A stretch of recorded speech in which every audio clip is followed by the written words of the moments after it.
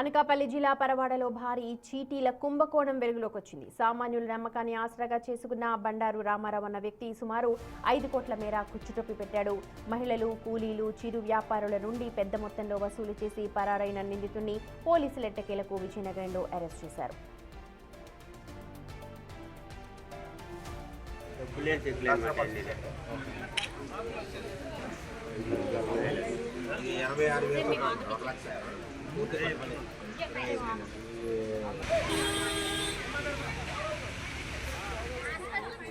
మొదట్లో చిన్న మొత్తాలతో నమ్మకం కలిగించి ఆపై భారీ వసూళ్లకు పాల్పడిన ఈ కిలాడి దొరికాడు అన్న వార్తలతో బాధితులంతా అయితే ఊపిరి పీల్చుకుంటున్నారు.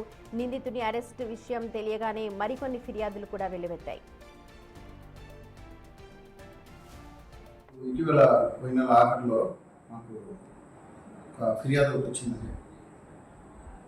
ఆ ఫిర్యాదు ప్రకారంగా కేసులను నమోదు చేసాం. దాని ప్రకారంగా ఈ స్థానికంగా పరవాడలో వైస్ సర్పంచ్గా చేస్తున్నటువంటి బండారు రామారావు అనే ఆయన చీటీల పేరుతో డిపాజిట్ కలెక్ట్ చేసి ఆయన భార్య కలెక్ట్ చేసి అప్పటి నుంచి కనపడకుండా పోయినట్టు మాకు వచ్చిన ఫిర్యాదు మీద కేసు నమోదు చేసామండి. బర్డ్స్ యాక్ట్ ప్రకారంగా కేసు నమోదు చేశాం. ఈ దర్యాప్తులో భాగంగా నిన్న ఆయన విజయనగరం ఏరియాలో ఉన్నట్టు సమాచారంతో మేము అక్కడికి వెళ్ళి ఆయన భార్యని అదుపులోకి తీసుకున్నామని అక్కడ పంచనామాలు చేసాము.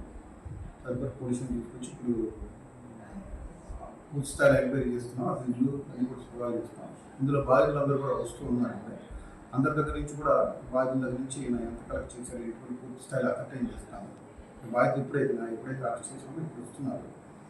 సో పూర్తి స్థాయిలో వాళ్ళు అటెండ్ చేస్తాము. అలాగే నా డబ్బులు ఏం చేశారు, ఆ ప్రాపర్టీస్ తోటి ఇంకేమైనా కొన్నారా, ఇంకెవరికి ఇచ్చారు, ఇవన్నీ కూడా కూలంకషంగా వెరిఫై చేస్తాము.